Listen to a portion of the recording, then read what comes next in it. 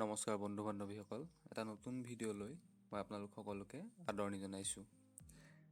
আজি আমি এইটো ভিডিঅ'ত নৰ্থ ইষ্টৰ 10টা ফেক্টৰ বিষয়ে আলোচনা কৰিম।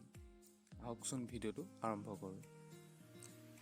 নাম্বাৰ 1, অৰুণাচল হৈছে ভাৰতৰ একমাত্ৰ ঠাই য'ত প্ৰথম সূৰ্য উদয় হোৱা দেখা পোৱা যায়।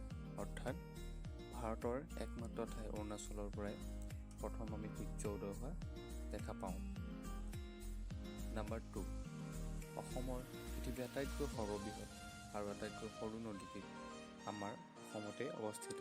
অৰ্থাৎ পৃথিৱীৰ আটাইতকৈ সৰ্ববৃহৎ নদীদ্বীপ মাজুলী আৰু আটাইতকৈ সৰু নদীদ্বীপ উমানন্দ দুয়োটা আমাৰ অসমতেই অৱস্থিত।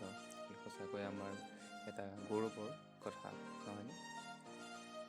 নাম্বাৰ 3, অসমত বৰ্তমানো পণ্য বিনিময়ৰ কথা দেখা পোৱা যায়। অৰ্থাৎ বস্তুৰ বিনিময়, বস্তু লোৱাৰ যি প্ৰথা। মৰিগাঁও জিলাত হোৱা জোনবিল মেলাত আমি পণ্য বিনিময়ৰ প্ৰথা প্ৰচলন দেখা পাওঁ। ই সঁচাকৈ আশ্চৰ্যকৰ।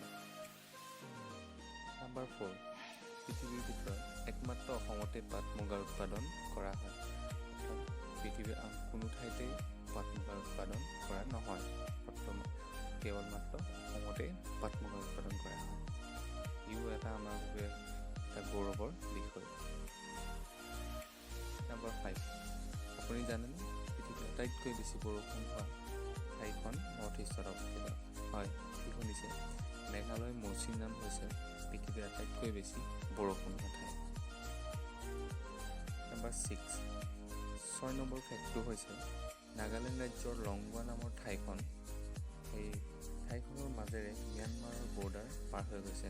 অৰ্থাৎ লংগোৱা নামৰ গাঁওখনৰ এটা অংশ ম্যানমাৰৰ আৰু আনটো অংশ নাগালেণ্ডৰ অধীনত।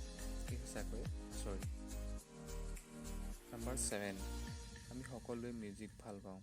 আপোনালোকে জানেনে 2013 চনত নাগালেণ্ডৰ 368জন গীটাৰ শিল্পীয়ে একেলগে গীটাৰ বজাই Guinness book of world record কৰিবলৈ সক্ষম হৈছে।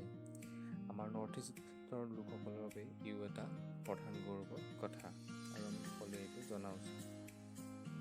নাম্বাৰ 8, আমি সকলোৱে জানো নাগালেণ্ডত নাগাসকল থাকে। কিন্তু আপুনি জানি আচৰিত হ'ব, নাগালেণ্ডত মুঠ 17টা ট্ৰাইবছ আৰু প্ৰায় 36 ভাষা ব্যৱহাৰ কৰা হয়। নাম্বাৰ 9, ছিকিম এখন ধুনীয়া ঠাই বুলি আমি সকলোৱে জানো আৰু তাৰ লোকেলসকলৰ মতে এতিয়াও এজন সৈনিকৰ আত্মাই ছিকিমৰ বৰ্ডাৰ পহৰা দিয়ে। ডিউটিৰ সময়ত মৃত্যু হোৱা সৰ্বচন সিং নামৰ এজন সৈনিকৰ আত্মাই বৰ্তমান বৰ্ডাৰ ডিউটি দিয়ে বুলি লোকেল মানুহসকলে তাৰ বিশ্বাস কৰে। এইটো এটা সঁচাই আচৰিত, নহয়নে? নাম্বাৰ 10, অৰ্থাৎ আমাৰ শেষৰ ফেক্টটো আমি আলোচনা কৰোঁ। আমাৰ শেষৰ ফেক্টটো হৈছে ভাৰতৰ তথা পৃথিৱীৰ একমাত্ৰ ফ্ল'টিং পাৰ্কখন আমাৰ নৰ্থ ইষ্টত অৱস্থিত। ই মণিপুৰত অৱস্থিত।